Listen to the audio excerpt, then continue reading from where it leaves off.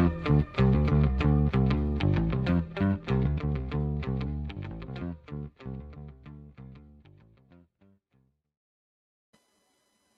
welcome once again to an edition of Quoth the Raven, Lewis Bright Raven. I'm your host, Lewis Bright Raven, 33-year veteran of comic, science fiction, fantasy, horror, role-playing games.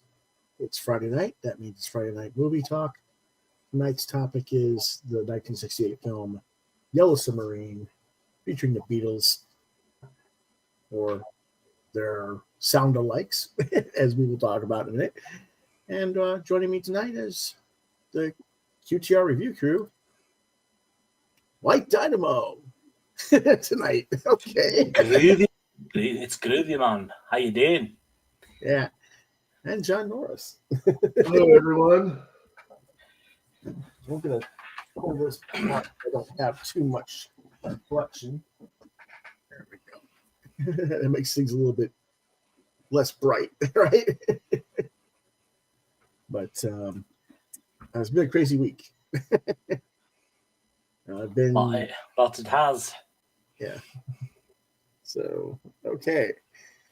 Oh, let's go ahead and get started, I guess. Wait a minute, what's going on here? Ah, okay. I had a symbol from Chris from something else. All right. Yeah. For some reason, my Facebook was like sending me a signal that you sent me a message, but you didn't. Oh, okay. I gave you a thumbs up, I think, to you at last. Yeah, that was it. But it was like, that's really not a... It's like, yeah, that was like 15 minutes ago. Why are you telling me? Yeah. But anyway. Alrighty. Time to present. Here we go. You want to read it, Christopher? Sure. So, this is the Yellow Submarine, directed by George Dunning, animation directors Robert Balzer, Jack Stokes, Charlie Jenkin, Bill Sewell, Aaron Gustafson, screenplay by Lee Manoff, L. Products, Jack Mendelson, Eric Segal, Roger McGow, uncredited. Story by Lee Minoff, based on the song Yellow Submarine by John Lennon. Paul McCartney, produced by L. Products, starring Paul Angelis, John Clive, Dick Emery, Jeffrey Hughes, Lance Percival. Music by Lennon McCartney. George Harrison, musical direction, George Martin. All right, what this is about. Oh, I guess. Production companies, Apple Films, King Features, Syndicate, TVC London, distributed by United Artists. Release dates was July 17th, 1968 in the United Kingdom and November 13th, 1968 in the United States, with a running time of 89 minutes and a budget of $250,000. That's $2,282,111.19.25 today. Yeah. Box office was $1,275,543, and that would be $11,645,707 in US today. So, what it's about. Pepperland is a cheerful, music-loving paradise under the sea, home to Sgt. Pepper's Lonely Hearts Club Band. The titular Yellow Submarine rests on an Aztec-like pyramid on a hill. At the edge of the land is a range of high blue mountains. The land falls under a surprise attack from the music-hating Blue Meanies who live beyond the mountain. The attack starts with a music-proof glass globe that imprisons the band. The Meanies fire projectiles and drop apples, a reference to the Beatles' then new company, Apple Corps. That rendered Pepperland's residents immobile as statues and drained the entire countryside of color. In the last minutes before his capture, Pepperland's elderly Lord High Mayor sends old Fred to get help. The apple bonkers bonk the mayor with several large apples as Fred takes off in the Yellow Submarine. He travels to Liverpool, where he follows a depressed Ringo to the pier, a building on the top of a hill, and persuades him to return to Pepperland with him. Ringo collects his mates, John, George, and Paul. The four decide to help old Fred and journey with him back to Pepperland in the submarine. They pass the Sea of Time, the Sea of Science, and the Sea of Monsters, where Ringo presses the forbidden panic button and gets swept out of the submarine until the Fab Four manage to save Ringo with a rescue button, bringing Ringo back into the submarine. In the Sea of Nothing, they meet Jeremy Hill, Boob, PhD, a short and studious creature. Ringo invites Boob to join them aboard the submarine. They arrive at the foothills of the headlands, where they are accidentally separated from the submarine and Fred. They then find themselves in the Sea of Holes, where Ringo picks up a hole and puts it in his pocket. Jeremy is kidnapped by a blue meanie, and the group finds their way to Pepperland. Reuniting with old Fred and reviving the apple-bonked Lord Mayor, they look upon Pepperland's now miserable gray landscape. The Beatles dress up as Sgt. Pepper's Lonely Hearts Club Band and steal some instruments. The four rally the land to rebellion. The chief Blue Meanie retaliates by sending out the dreadful Flying Glove, which John defeats. Pepperland is restored to color as its residents revive and flowers rebloom. Ringo uses the hole in his pocket to release the Lonely Hearts Club Band, and they join the Beatles in combining the Meanies' multi-headed dog. Ringo then rescues Jeremy, who performs some transformation magic on the Chief Blue Meanie, causing the Meanie to bloom roses and sadly concede defeat. John extends an offer of friendship, and the Chief Blue Meanie has a change of heart and accepts, confessing that he is related to the Bluebird of Happiness. The film ends with a segment featuring the real Beatles, who playfully show their souvenirs. George has the submarine motor, Paul has a little love, and Ringo has half a hole in his pocket, having apparently given the other half to Jeremy. Ringo points out John looking through a telescope, which prompts Paul to ask what he sees. John replies the newer and bluer meanies have been sighted within the vicinity of the theater and claims there is only one way to go out, singing. So there's a short reprise all together now, which ends with translations of the song's title in various languages appearing in sequence on the screen. John, what did you think? Should I start with my thoughts or a couple of facts I discovered about the film? Go ahead and start with the facts. All right, so basically, the reason this film got made is because the Beatles needed to fulfill their contract with United Artists. They had done A Hard Day's Night and Help, and this was, of course, the third film. Incorrect, sir. Oh, really?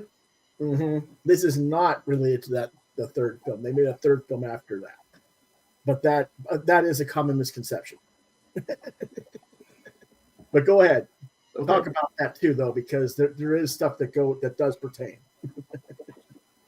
Okay, because I know they did the Let It Be documentary after this. That Let It Be documentary was the third film of the trilogy.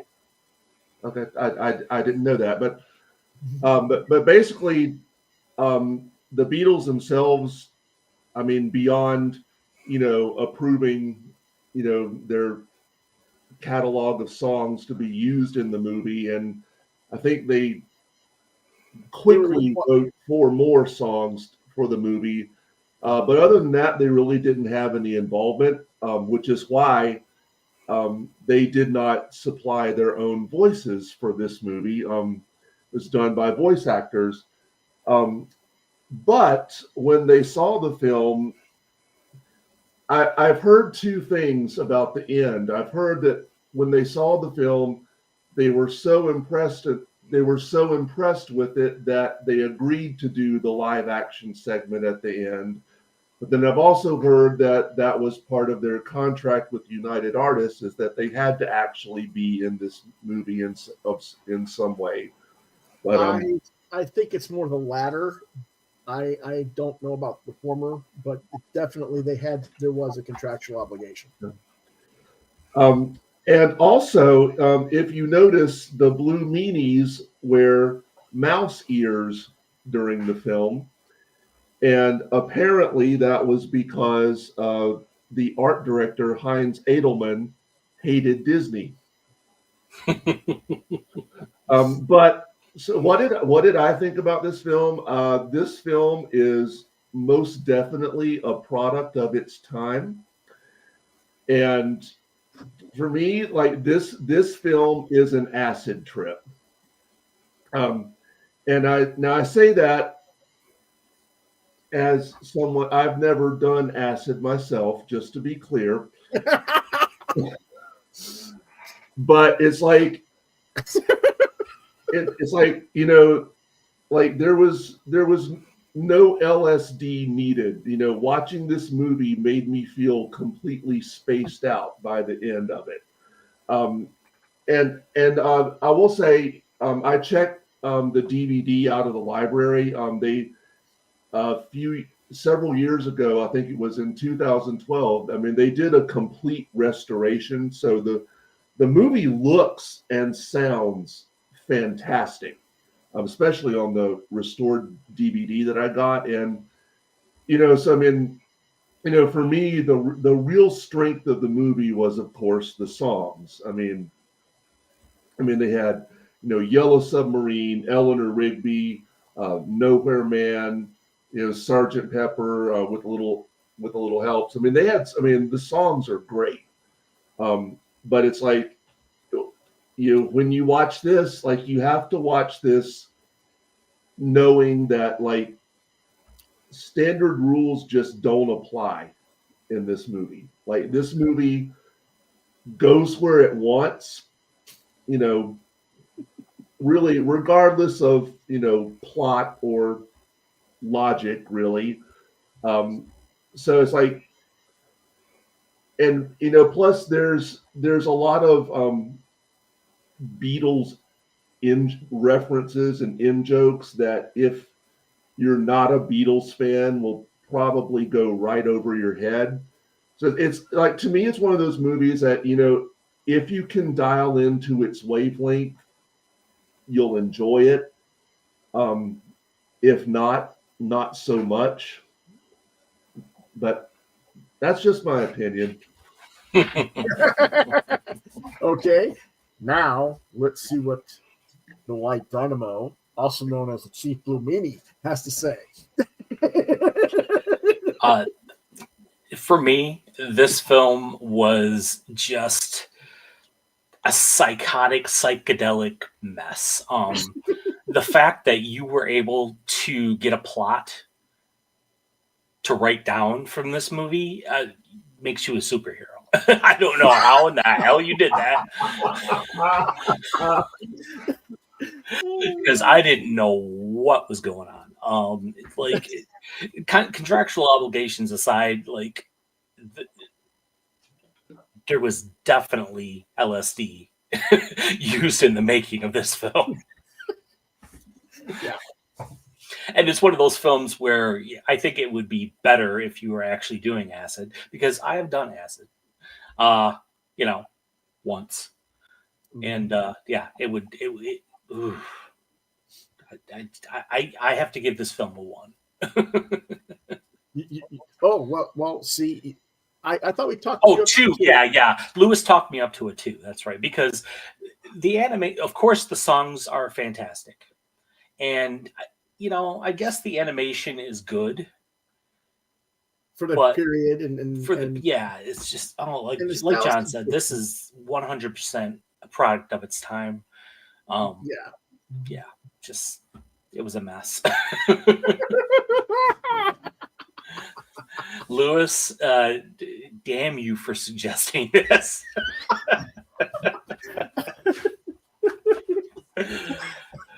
I thought for sure you would love it because it has that kind of goofy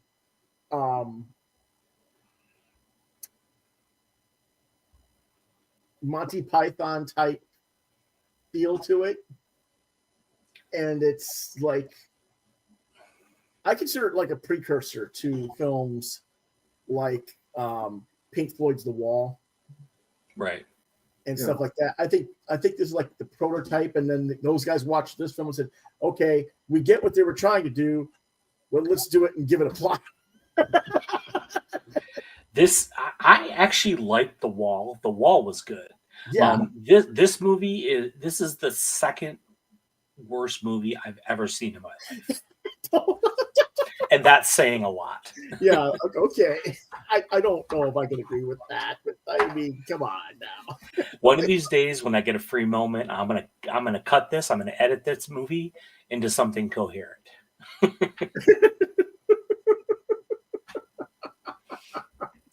Okay.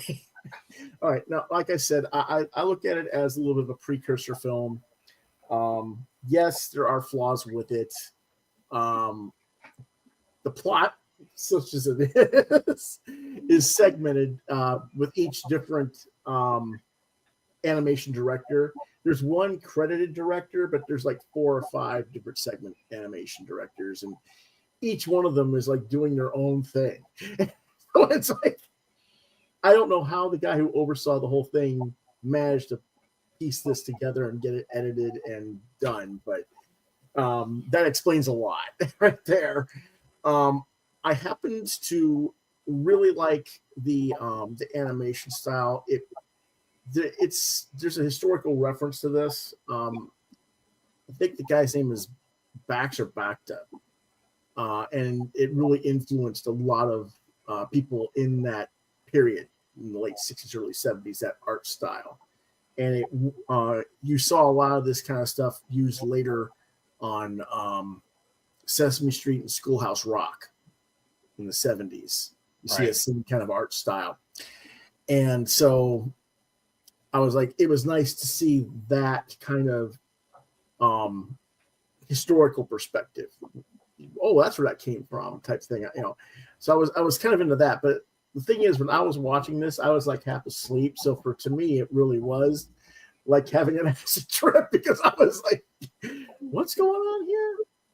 I was not able to focus enough to like be overly critical of the story like I normally would be. I was just like going with it.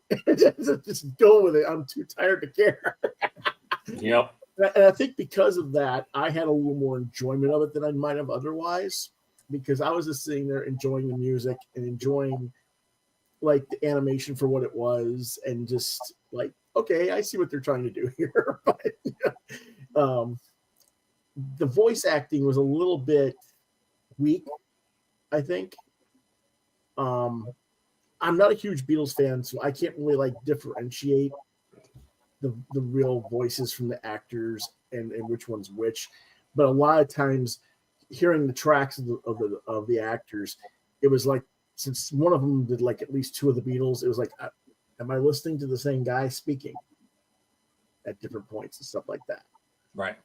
So I mean, it was, you only got 4 or 5 people doing the whole cast of characters, though. You're going to have that kind of overlap, I think. So, I look at it for the price that it was like £250,000 to make this. I mean, that's a lot of money, yes, in 1968, but it's really not. So it's like, yeah, okay, I see what they were doing. I also wonder if were the Monkees regular TV series after this came out in 68? I'm thinking they didn't start until the 70s.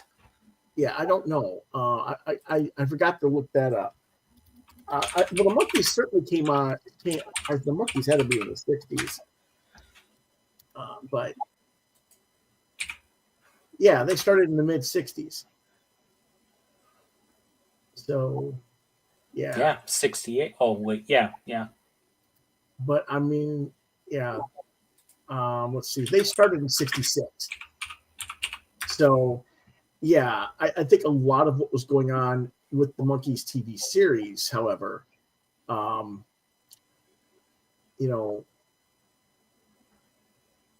that's, I don't know when the TV series started exactly, because they were kind of September 12th, 1966. That was the first episode. Okay. I would say that this film and the Monkees TV show were kind of simpatico with one another. I kind of look at some of the weirdness that was the Monkees in the live action And I look at the weirdness that was this, and I was like, I could see the monkeys playing this movie live out. Right. And so for me, it was like watching an animated Monkeys, Beatles, weird. And I think that's part of why I liked it, because I liked the Monkeys TV show. I don't know if you guys did. I was a bigger fan of the Monkeys than I was the Beatles. Okay, so and maybe if this was a Monkeys animated thing, it would have been better. I don't know. Right. But who knows? But okay, well, I just wish Mark Hamill had been around at the time, because he at least could have made the voice acting interesting. yeah. Well, I mean, voice acting was hilarious to me. I mean, when he's like, the meetings are coming, over and over, and the other guys are just sitting there going, yeah, we heard you. What's a meaning anyway? It's like, because the Beatles are like, they're half stoned in the way they're performed by the voice actors. It seems Right. like, it was funny though. So anyway, let's go ahead and sum this up. John gave it a 3. Chris gave it a 2 because I talked him up a star. I gave it a 4, but and truthfully, it's probably closer to a 3 than a 4. But I was just really enjoying myself this week, I guess, and I probably needed it because I had a heck of a week I just needed a week to just not think and just go with it. Well, this was that movie. Yeah, and definitely the Lord Meany says Chris is his favorite reviewer. He hates me. 1 star. That is exactly what the Meany would want from you. Right. So, there you go. But there you have it. What did you think of that cosplay there, by the way? That's pretty impressive, actually. Yeah. Yeah, I thought it was too. That's why I used the photo. I'm wondering how many people would actually know what the heck that was. True. But that would mean everybody's going up and doing, what are you? Who are you? Right. He just needs some mouse ears. Yeah. I don't know. But anyway, that's pretty much all for this week. Next week, John's not going to be with us. He's doing theater work, I believe. Is that correct? Yes. Doing a high school production of the Addams Family musical. I'm playing for that and directing the pit band. Yep. Okay. So in other words, you're going to be on the background screen doing all Friday night. That's what we're gonna have to. We're gonna have to do that like every 5 minutes on next week. Going right. Who's playing Thing? Yeah. It's all high school students. But anyway, so since John's not going to be with us, John's not a huge Star Wars guy, so we're going to go ahead and people have been asking me why don't I ever talk about the new Star Wars TV shows that have been coming out over the last few years, and it was because I didn't have Disney Plus.